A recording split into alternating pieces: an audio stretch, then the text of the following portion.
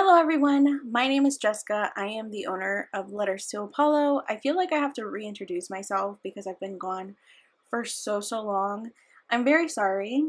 I am starting off the new year with trying to be consistent and working my butt off to be ahead and getting my ducks in a row because I feel like at the end of the year it always hits me the hardest because it's Advent, the holidays, trying to spend time with family, and along with a couple of personal things here and there. So I feel like when you're a shop owner, it kind of hits you all at once and then everything's kind of everywhere. And in January, things start to slow down and you just kind of want to like regroup and get your life together and in check. So that is what I'm doing. I am finally going back to things that I really love and really enjoy. And one of them is these videos. I really enjoyed them. I really love doing the research that goes behind them. And I know that you guys really enjoy them too. So I really hope that you are excited about these. Plan a Murder is supposed to be happening about twice a month. And then I will sprinkle in a couple of hauls or just really random spreads that I did.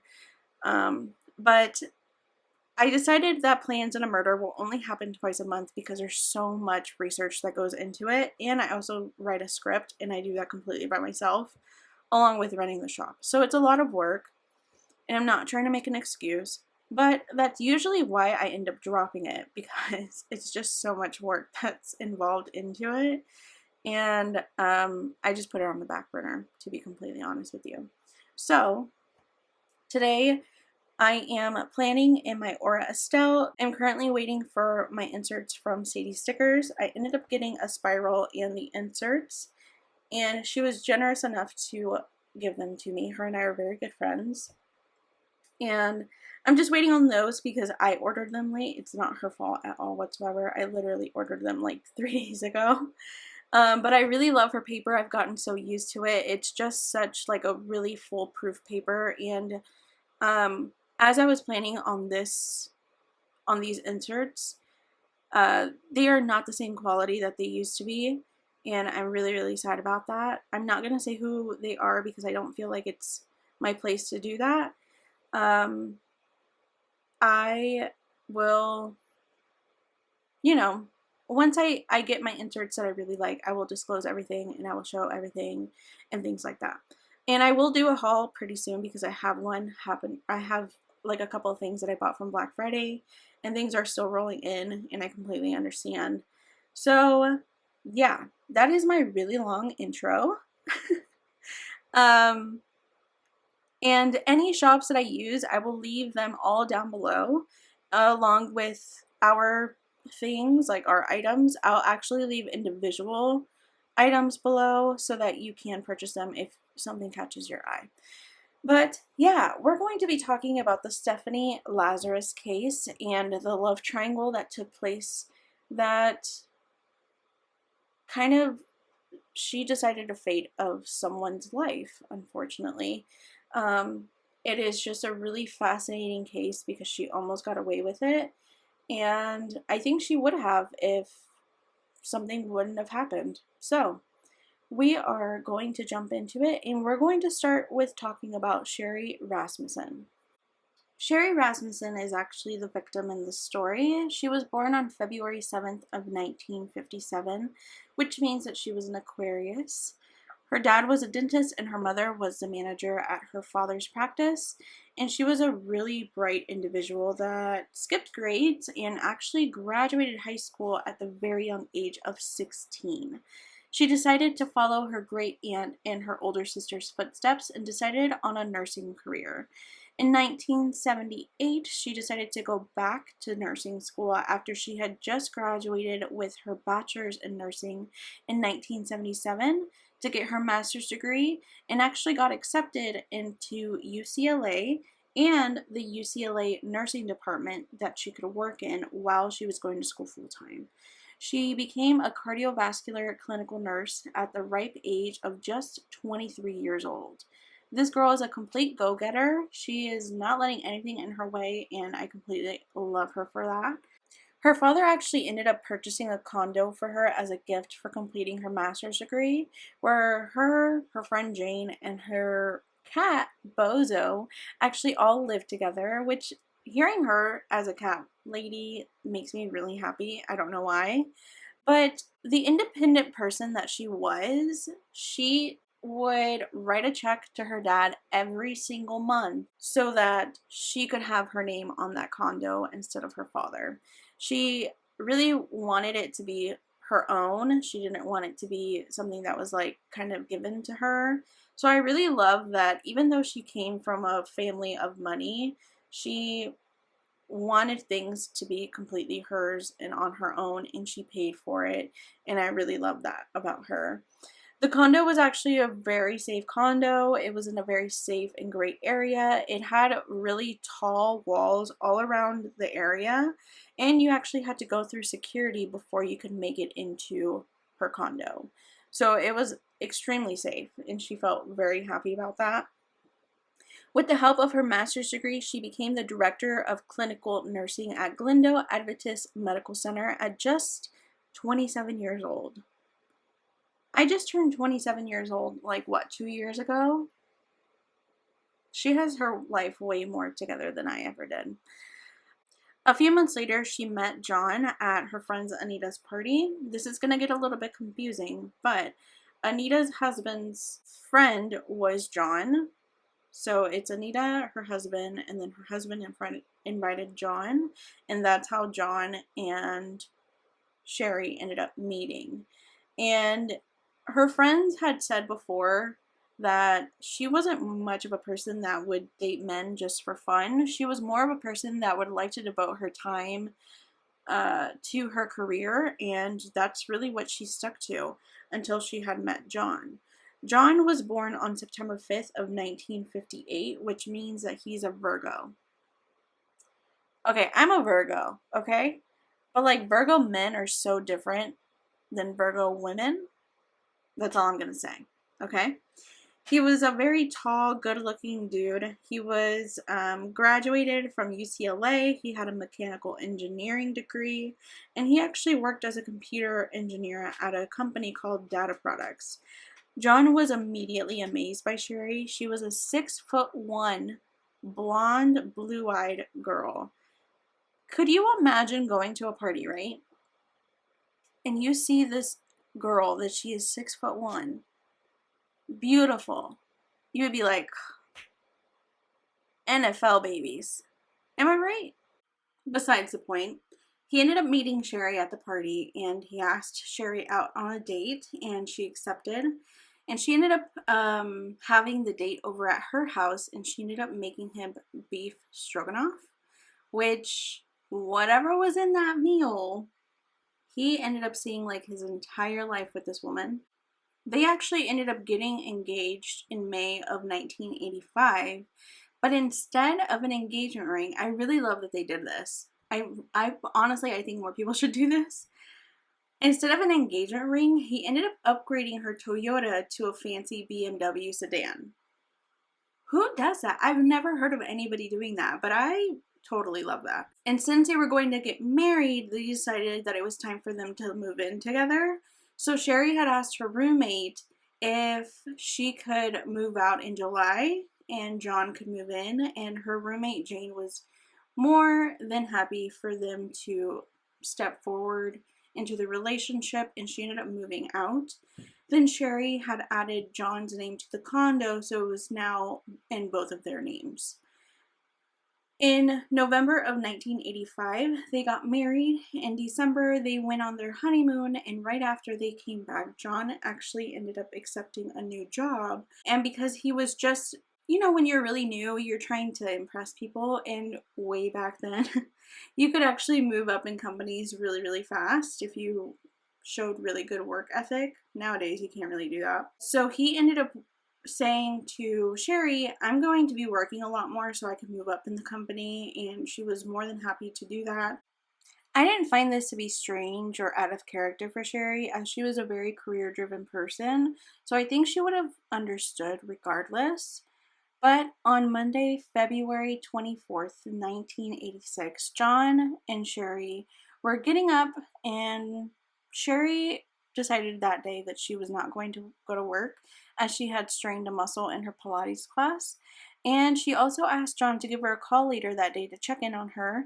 And as he was on the way to work, he decided to drop off some dry cleaning but arrived at work at 7:50 a.m. John tried to call Sherry around 10 a.m. and she didn't answer. So he gave her another call within 30 minutes, and again, she didn't answer the phone.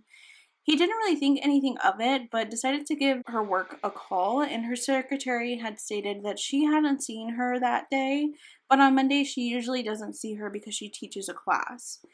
John just found it really strange that she's usually very good of turning on her voice machine if she leaves the house or if she goes to work, runs any errands. So he just found it really strange that that option wasn't available for him to do. And Sherry's sister also gave her work a call, and her secretary had said that the last time she had heard from her was at 10 a.m. when she had said that she wasn't going to come in because she was sick. John leaves work around 5 p.m. and makes a couple of stops before coming to work, as just picking up the dry cleaning he had dropped off in the morning, and so he gets home around 6 p.m.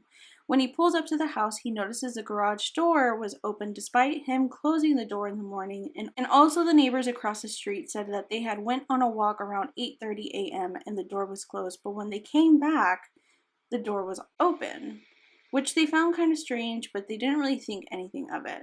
Sherry's car was also missing from the garage, and he noticed that there was glass on the ground from the patio, from the glass doors upstairs. John at this point is really worried, as she's one that usually tells John where she's going, and he didn't hear from her all day. When he enters the apartment from the garage, he immediately finds the dead body of his wife, Sherry. She was still in the nightgown she was wearing when he left for work, and she was found lying on her back. It was clear that she was beaten. She had also had lacerations to her head, neck, body, and face. She also had a bite mark on her inner left forearm.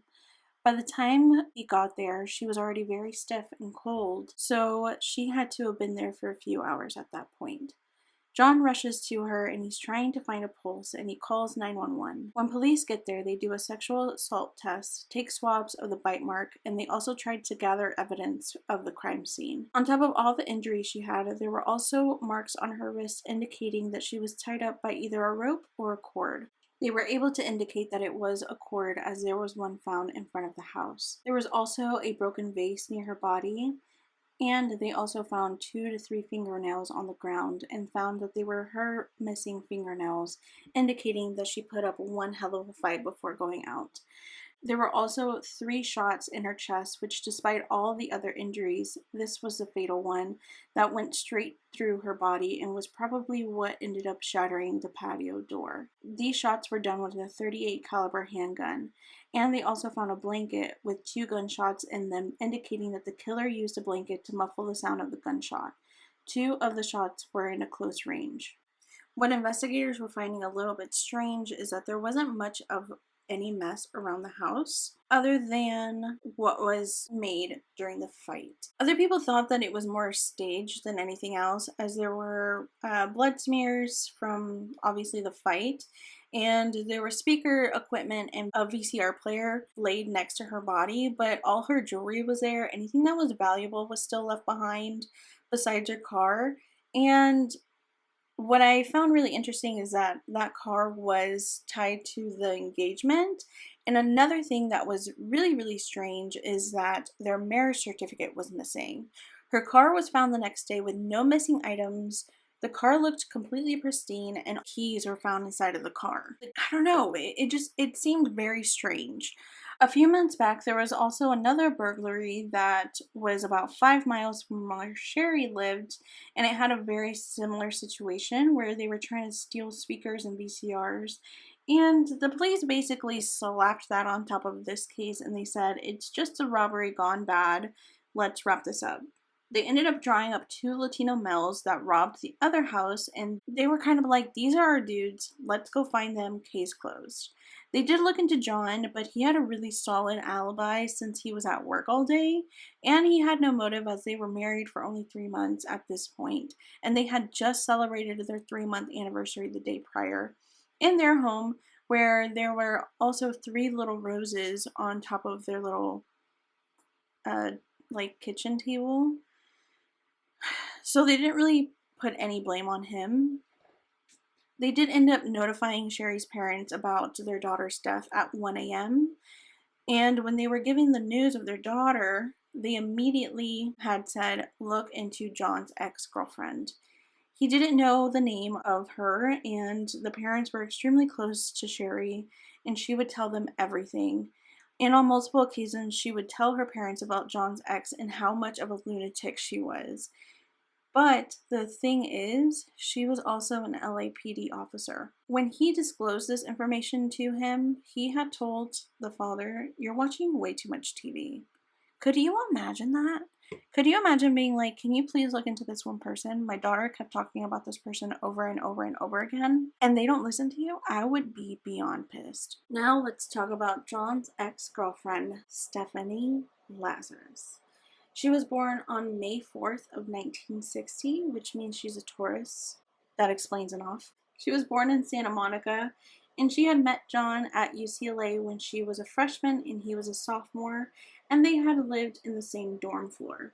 She was really athletic. She was even on the JV basketball team at UCLA, and she was known to be really silly, outgoing, and a bit of a prankster.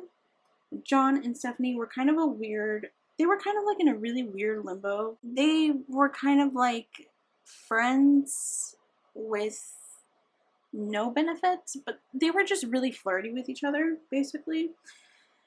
She wanted something serious when he just found her to be a filler in between girls, but they never slept together. In the meantime, she was getting really close with his entire family, and even the family was kind of confused on the relationship and what it was. It wasn't until he graduated that he slept with her for the first time. Stephanie graduated the following year, and she graduated with a degree in political science and sociology. After they both graduated, they were still seeing each other on and off and would occasionally have sex and stay at his place.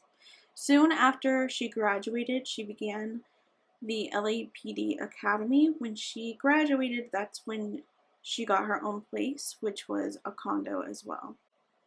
John and his brother actually helped her move in and even painted the entire place for her. It wasn't until Stephanie threw a surprise party for him that's when she ended up finding out that he was dating other women, and one of those women was actually Sherry. And at that party is when he had told her that she was just a side chick to him, that he didn't really see anything more in her other than that, and that she was willing to give it up whenever he wanted, and that's all he really thought of her. And I find that to be so shady to do to a woman. I can't stand that in this era of time. I couldn't imagine that in the 80s and how that would make a woman feel, because I don't know. I feel like times are so different now than they were in the 80s. I don't know. I just feel like y'all are grown. Y'all need to have the like what's happening type of conversation. And Stephanie was well aware that John didn't see her that way, and she was so into him that she would always complain to her friends and even her roommate, and she would even write about it in her journal. But she never told John about it, and on the 4th of June in 1985 is when she ends up finding out that John and Sherry are engaged. And she wrote in her journal that she was really depressed and that her concentration was at a -10. Stephanie contacted John and she said, "Just let me see you one last time before you get married," type of thing. And he was like, "Okay, I guess." Now, mind you, he hadn't moved in with Sherry just yet. He was only engaged with her. No one knows if Sherry knows Stephanie at this point, or if he even disclosed anything about Stephanie to Sherry at this point. He goes over to Stephanie's condo and she's crying, and he even said in the 7 years that he's known her, he had never seen her that upset before. And she just starts pouring her heart out to him, and she's telling him how much she loves him and how she couldn't let him go and get married without telling him this to his face. And he made it really clear that he just didn't see her in any way other than the relationship that they had, which was, you know, the side chick type situation. And Stephanie asked, "Is it okay if we sleep together one last time as a goodbye?" And the guy said yes. John, no. You do not do that. Fast forward a month, Stephanie goes to Glendale Medical Center, which, if you remember, that is where Sherry works. It was said that she went to her job in some really small short shorts in a tiny tank top. Stephanie asked a staff member if Sherry was available, and they said that she was out of the office for the hour, but she would be back.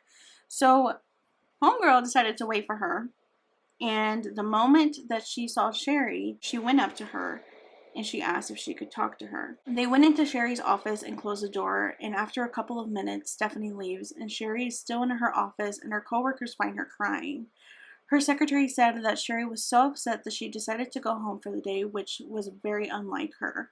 Sherry then calls her parents that night and tells them everything, that Sherry had told her that if she can't have him, no one will, and she was just waiting for that marriage to fall apart.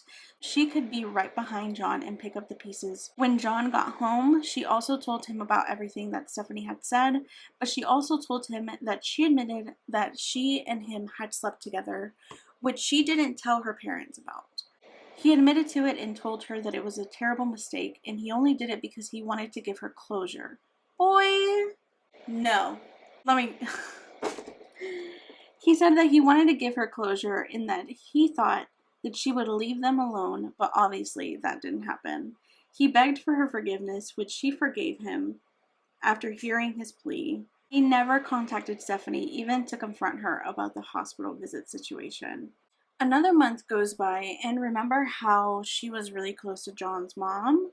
Well, John's mom had actually sent her a letter. A lot of people make it seem like she's the one that sent a letter first, or like that Stephanie sent a letter first, but really it was her mom that sent a letter first. We don't know what her mom had said in that letter, but Stephanie had decided to write her back a couple of weeks later saying how distraught she was over him being with Sherry and how she thought that they were going to be in-laws, and basically venting to his mom about John. And I don't know, to me that's just like really awkward no matter how close you are to her. But to be fair, like, his mom did send the letter first with some photos, and she didn't reply for a couple of weeks, so I don't know. Of course, it doesn't end there. Between December of 1985 and January 1986, she randomly shows up to Sherry and John's condo in another kind of like tight outfit, asking John to wax her skis.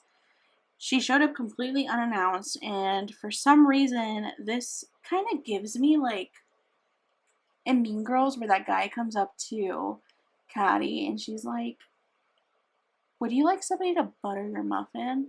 I don't know, I kind of get that vibe. Like, who goes up to somebody like randomly and be like, "Wax my skis, please"?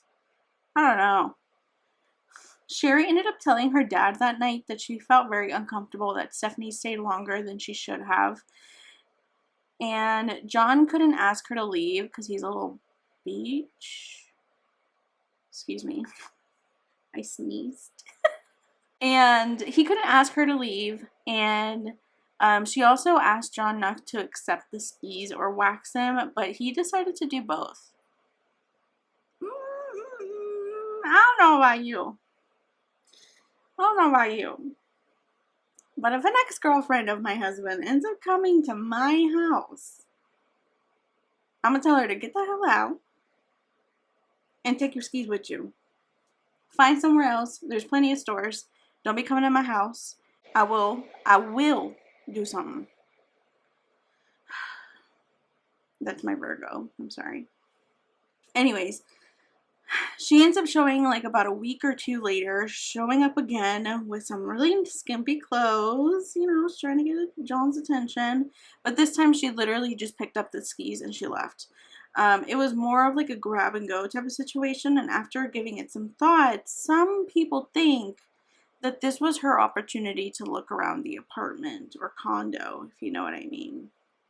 So I think she tried to stay the first time to just try to get like a good floor plan of the place and, you know, try to create a plan, if you know what I mean. Unfortunately, this wasn't the last time that Stephanie showed up unannounced. Stephanie had entered their place while John was at work and Sherry was still at home. Sherry had no idea how this happened, and she felt like she couldn't contact LAPD for the harassment as she worked for them, and she thought that they would just play it off. So during the 80s, you have to remember this is also like during the time of like OJ time, and in the 80s, LAPD was really, really known for covering for each other. So, like, if you were friends with the LAPD, if you were in the LAPD, if you committed a crime, LAPD was going to be there for you and they were going to be covering anything up for you. So it's really sad that Sherry had felt this way and she couldn't even contact the police because she just felt like they were just going to laugh about it. But I kind of wish that they did, so they had this kind of like record, but also like maybe LAPD would have like erased it from their system. I don't know. I don't know how things worked in the 80s. You know, like computers weren't really a big thing then. I don't know. It just makes me really sad for her to think that. Sherry had also mentioned to her parents that she felt like she was being stalked and that the person that was stalking her was dressed as a male, but she could tell that it wasn't a male.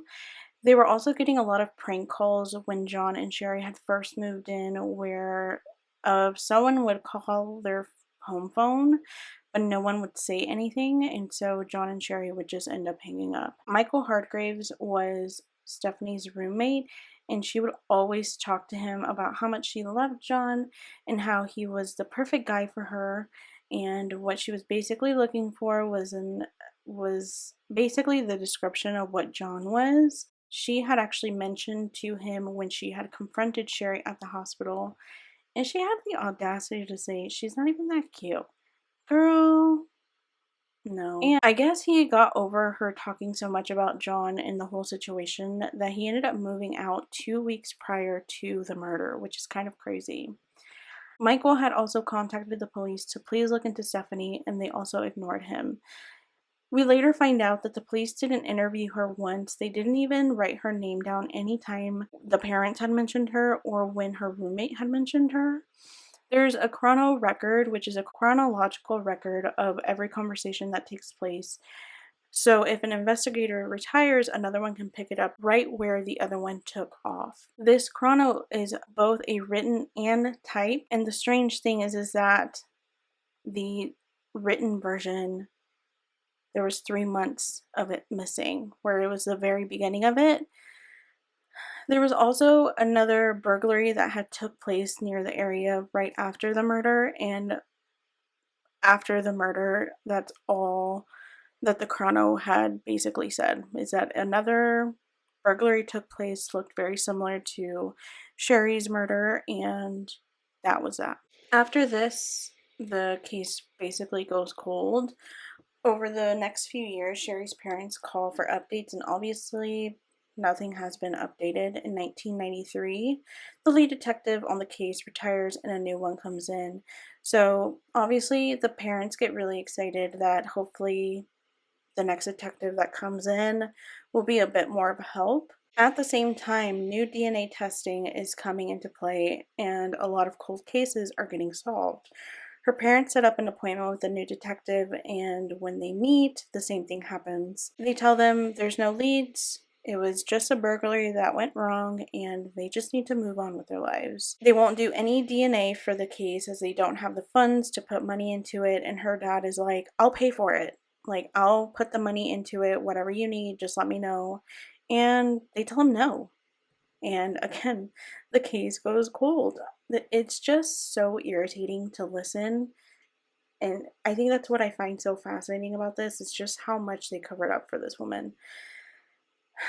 And nothing irritates me more than this chapter, though. John calls a detective on the case and he's like, hey, I just want to confirm, like, Stephanie has nothing to do with the murder of my wife, right? And he was like, no, No. I think if you have to call and you have to confirm that this person has nothing to do with it, like that itching in your brain should be enough.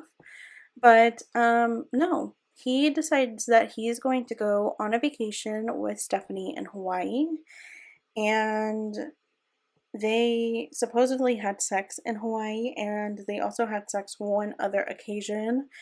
But they didn't end up in a very serious relationship. From what I've gathered, it was basically the same thing that ended up happening when they were in college, where they were just very flirty, into each other, never moved forward.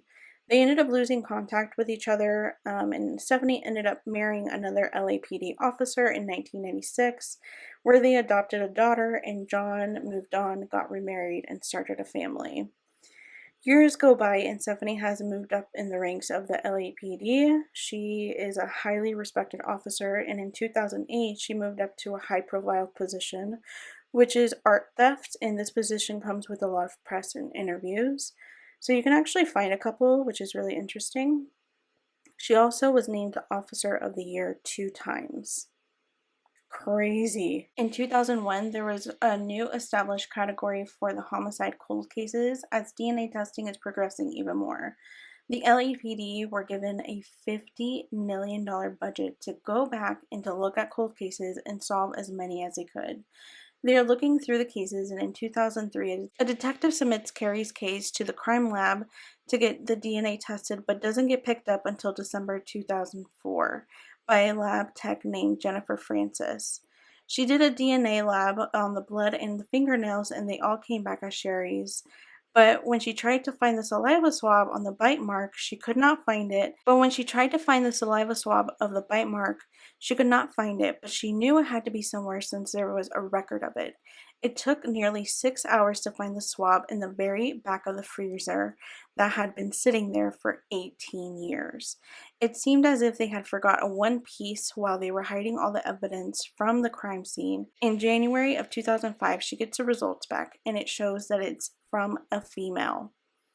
She runs it in their system of the criminals that they have, and there are no leads, and she finds it very strange. So she calls up the detective on the case, and he's like, maybe it was a male and female burglary. I don't know. So basically, he's like saying, like, maybe it's like a Bonnie and Clyde type thing, which, I mean, okay. Jennifer shrugs him off and looks through the case files and notices Stephanie's name and the hospital situation, and to her, it raised a red flag for her enough to question the detective. Even without saying Stephanie's name, he replied, "Oh, the LAPD officer? No, she's not involved in this." And Jennifer is now super confused as she didn't even mention Stephanie's name. And when she went back to look into the chrono, if you remember what I was talking about, her name wasn't mentioned in there either. The detective dismisses the case, and again, the case goes cold. It's not until February of 2009 that the case gets picked up again by Jim Nuttall. And he's skimming through the cases, and he finds Sherry's, and he reads the work that's been done. He notices in writing that it says that 2 men were involved, but saw that the DNA swab came back as a female. Finally, somebody with common sense has come into the picture. He's like, something just isn't adding up here. So he takes this case to his supervisor, Robert Bubbs, I think his last name was. And they immediately bring on 2 more detectives into the case, and their names were Pete Barba and Mark Martinez. So they're finally starting to take this case seriously, which is like, after so many years, like over 20 years at this point, it's just like insane. They go through the case notes and they try to find all the females that were mentioned in the case files, and they immediately start to eliminate them with DNA testing. 3 of the women are eliminated, and that contains Sherry's sister, her mom, and her roommate Jane. The 4th name on the list was a nurse from the hospital, and her name was Deborah Partum, I believe. And her and Sherry didn't really get along because Sherry had ended up taking the director's position that also Deborah was working towards. But she was also eliminated with a swab. The last person on the list was Stephanie, and they wanted to look after everybody else first before they started looking into her, because they didn't want LAPD to kind of look dumb and be like, oh my god, they're looking at their own type of thing. And before any press or anything took place, they have to work on this really low key. So they don't tell anybody that they're working on this case. They're working really hard to keep it really, really sensitive, as Stephanie works on the same floor as a homicide detectives do. They give her a code name and they don't leave any paper trails ever. They find out in the 1980s, LAPD officers all had 38 caliber guns, which if you remember, that is the same caliber Sherry was shot with. When they register her gun, they notice that her gun was considered missing, but not by the LAPD department. It was stated missing with the Santa Monica station. She had told them that it went missing from a blue bag that she had in her car. It was broken into. This was only 13 days after the murder. For the next week, they have investigators following Stephanie around, and on May 28th of 2008, she goes to Costco with her daughter. She gets a pizza and a soda for the both of them, and after she's done eating it, she ends up throwing away the waste, obviously, like any other normal person would. But behind her were investigators, and once they stayed clear, they were able to retrieve the trash from the bin and they started to do DNA testing. When it comes back, it is an exact match to the bite mark. When this happens, they are hot and heavy, and they send this case to 2 other detectives that have no idea who Stephanie is. And the reason that they do this is that they have no bias to the persons in this case. The new detectives are Dan Jaramillo and Greg Stearns, and they both take this to the DA and they organize a warrant for her arrest. And on June 5th of 2008, it goes down. There's a whole YouTube channel that breaks down interrogations, and it's literally my favorite, but I'm so sad because they are no longer doing any videos because YouTube keeps taking them down. I think I mentioned them before. I think they're called like JC Criminology or Psychology, JC Psychology or something like that. It is how I found this case, and it's just so interesting to see the breakdown of how a person that is guilty reacts. It is fascinating to me. The 2 detectives end up staging the whole thing where she ends up thinking that she is going into an interrogation room to kind of be away from all other stations and stuff so that they don't cause a huge, but the reason that they do this is so that they don't cause a huge scene when they do end up arresting her, because they have enough basis for that. And the reason that they did that is because if you do an interrogation in the jail section of the basement in their departments, you actually have to turn in all your weapons, which is really, really smart of them. So they end up starting off with the conversation of the art theft, and then they start to slowly turn into like, hey, do you know a guy named John Bruton? And she's like, and she plays dumb for a second, and then she's like, you mean John Rutten? And they were like, yeah, him. She ends up spiraling and she starts talking like way too much. And this is how you know like people are lying, is when they do that.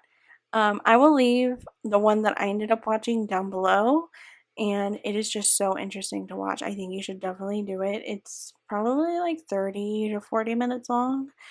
If you can get through all of this, you can definitely get through that because it's definitely more interesting than me talking about it. And when she starts to notice that they're starting to question her about Sherry's case, she's like, I need a lawyer, because they end up asking her, can you give us a swab of your DNA so that we can clear you out? And she's like, I think I need a lawyer at this point. So she was like, I don't know.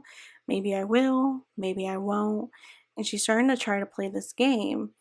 And they're kind of like, you can leave whenever you want. We're not forcing you to stay here. And she ends up leaving thinking that she can go. But what she doesn't know is when she leaves, there's actually officers waiting outside for her to arrest her. A few days later, she's formally charged with first-degree murder and she pleads not guilty, and her bail is set to $10 million. No one was expecting her bail to be set so high, but because she was a flight risk, aka like fleeing the country, and her husband also worked for the LAPD, he has tons of weapons. They didn't want things to get really messy, so they didn't risk it with her. They just set her bail incredibly high to where like normal people like you and I could not get her out like that. Her trial starts in February of 2012, and Stephanie is claiming that she is innocent, and she basically has the lawyers have to theorize what ended up happening when Sherry was murdered. What they think happened was either the front door was unlocked because John forgot to lock it, or she picked the locks. And she actually had bragged a couple of months prior to her friends saying how good she was at picking locks, and she would show them how she would do it. She ended up buying books, she ended up buying tools, and she was just getting really into lock picking, which they found really strange. She ends up getting inside, goes upstairs, and shoots Sherry immediately. And that shot is a shot that goes through her and hits the patio glass doors. Personally, I don't think that that's what ended up happening because of the struggle that ended up happening between them. I think it would be way too much blood loss throughout the whole entire house for that to end up happening. I think they ended up starting to fight, and then Sherry got shot like in the middle of that whole process type of thing. But they were fighting like crazy because of the bite marks, the blood smears, and the torn fingernails from Sherry, and also the stuff that's just destructive all over the place in the condo. At a certain point, Sherry and Stephanie separate, and Stephanie uses the quilt to muffle the sound of the shots that end up killing Sherry. Also, evidence proves that the bite mark that ends up on her forearm was done either while or after Sherry had died, which is some really weird Ted Bundy shit to me. I don't know. Ted Bundy was really known for like biting his victims, so like a woman doing that as like another woman is dying, I don't know, I just find that really strange. I don't know. Records show that Sherry was actually off from work for 3 days straight, so she had zero alibi to prove that she was elsewhere, because obviously nobody's gonna have any receipts from like 20 to 30 years ago. It becomes clear in this trial just how much the LAPD look after their own, for the worse, as they never interviewed Stephanie, they never interrogated her or even swabbed her in all the years. But by the end of the trial, the jury had deliberated just over 24 hours and came back to find Stephanie Lazarus guilty of first-degree murder. And on the 11th of March, the judge sentenced her to 27 years for the murder and 2 extra years for personal use of a firearm, but the judge decided to credit her 1,000 days for good behavior in the days she's already served. She immediately sent in an appeal for mishandling her journals and for the burglary evidence that was never used in the trial, but was upheld and denied in 2015. She is eligible for parole in 2034. Sherry's parents actually tried to sue the LAPD for mishandling the case, but unfortunately, due to statute of limitations, they could not move forward to the case after 1998. Alright, so that is the case of Sherry Rasmussen. Let me know what you think down below in the comments. Do you think it's just as crazy as I thought it was? Do you think she could have gotten away with it if she done things a little bit better? What do you think? I am so curious to know what you guys think, so please put all your comments and opinions down below. Thank you so much for staying all this way. I hope you guys enjoyed. Stay safe and stay clear of murders. Bye!